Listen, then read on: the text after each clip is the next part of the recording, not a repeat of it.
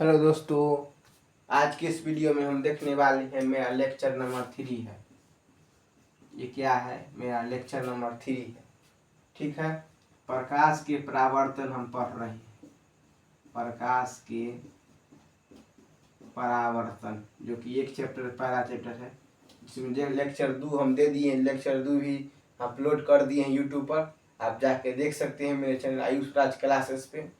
ठीक है। आज हम टॉपिक पढ़ेंगे दर्पण क्या होता है। इसको इंग्लिश में कहते हैं मिरर। क्या कहते हैं? वीडियो अच्छा आ रहा है, देखते हैं, रुको। हाँ, ठीक आ रहा है। आप समझते हैं कि दर्पण क्या होता है। ठीक है। दर्पण से भी क्वेश्चन आते हैं एग्जाम में।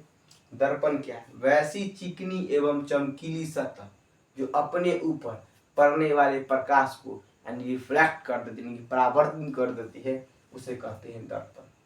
वैसी चिकनी एवं चमकीली सतह जो अपने ऊपर पड़ने वाले प्रकाश को परावर्तित कर देती है, दर्पण कहलाता है। अब देखिए, दर्पण होता है दोस्तों दो प्रकार का। पहला होता है समतल दर्पण और दूसरा होता है गोलीय दर्पण। गोलीय दर्पण कौन दर्पण? तो गोलीय दर्पण। Plane mirror, sphere mirror. ठीक है, इसको कहते हैं प्लेन मिरर, इसको कहते हैं स्फीयर मिरर। समतल दर्पण क्या है? वैसा दर्पण जिसका परावर्तक सतह समतल हो। कैसा हो? समतल। कैसे? देखिए, रोड देखे हैं आप लोग? रोड, वही क्या है?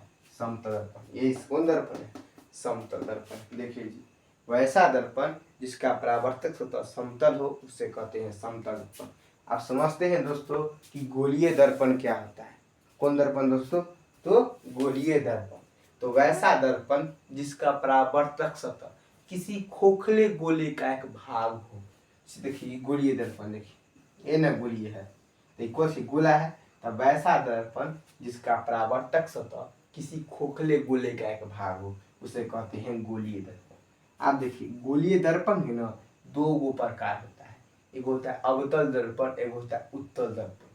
अवतल दर्पण में अवतल, देखिए दो भाग है कि नहीं भाग? देखिए, ये कौन दर्पण है? गोलीय दर्पण। आप देखिए, गोलीय दर्पण है नहीं दोस्तों, तो गोलीय दर्पण के दो भाग होता है। क्या भाग होता है? दो भाग। पहला होता है आपका अवतल दर्पण। एग्जाम में पूछता है, बहुत इंपॉर्टेंट है, बताते हैं तो सब चीज पूरा खल्लास हो जाएगा। दर्पण, उत्तल दर्पण। ठीक है। अवतल दर्पण और उत्तल दर्पण। वैसा दर्पण जिसका परावर्तक सतह केंद्र की ओर धंसा हो, उसे कहते हैं अवतल दर्पण। देखिए, अवतल दर्पण का फोटो है। क्या है? केंद्र की ओर धंसा है। यहाँ आता है इसका फोकस, यहाँ आता है इसका वक्रता केंद्र, यहाँ पे क्या आता है? ध्रुव होता है। इसको पोल कहते हैं, इंग्लिश ध्रुव कहते हैं। वैसा दर्पण जिसका परावर्तक सतह केंद्र की ओर, ये इसका सेंटर है, सेंटर से क्या है? धंसा हुआ है, ये अवतल दर्पण हो गया। और वैसा दर्पण जिसका परावर्तक सतह केंद्र की ओर उभरा हो, उसे कहते उत्तल दर्पण। देखिए, उभरा है कि नहीं उभरा है? देखिए, तो क्या हो गया? इसका ध्रुव हो गया, यहाँ पे आपका हो गया इसका फोकस, यहाँ हो गया किसका? वक्रता केंद्र। समझ गए होंगे? समझ गए? आप समझते हैं? अब देखिए, एग्जाम में पूछता है कि अवतल दर्पण को कौन सा दर्पण कहते हैं। तो अवतल दर्पण को कहते हैं दोस्तों अभिसारी दर्पण। अभिसारी दर्पण, अभिसारी किरण पुंज हम पढ़ाए थे पहला लेक्चर में कि अभिसारी का मतलब होता है एक बिंदु पर मिलना। जिस प्रकाश पुंज की किरण एक बिंदु पर मिलती है तो उसे कहते हैं अभिसारी प्रकाश पुंज। तो देखिए, ये कोई बिंदु है, प्रकाश की किरण आया, गया, फिर गया, ये कथी हो गया? अभिसारी हो गया। समझ गए? अभिसारी, अवतल दर्पण को कहते हैं अभिसारी दर्पण, उत्तल को कहते हैं अपसारी। आप कहिएगा कि अवतल दर्पण को अभिसारी दर्पण क्यों कहते हैं? एग्जाम में पूछता है, बहुत इंपॉर्टेंट है, समझिएगा एकदम ध्यान से, क्योंकि हम भी एग्जाम दिए तो उसमें पूछा गया था कि अवतल दर्पण को अभिसारी दर्पण क्यों कहते हैं। तो हम लिखे थे कि अवतल दर्पण में प्रकाश की किरण एक बिंदु पर मिलती है। देखिए यहाँ पे, देखिए यहाँ देखिए, ये कौन अभिसारी किरण पुंज है, तो अवतल दर्पण में प्रकाश की किरण एक बिंदु पर मिलती है, इसीलिए अवतल दर्पण को अभिसायी दर्पण कहते हैं। अब कहिए उत्तल दर्पण को अपसायी दर्पण क्यों कहते हैं? तो उत्तल दर्पण में क्या होता है कि देखिए, प्रकाश की किरण एक बिंदु से निकलकर आगे की ओर क्या रहती है, फैल जाती है।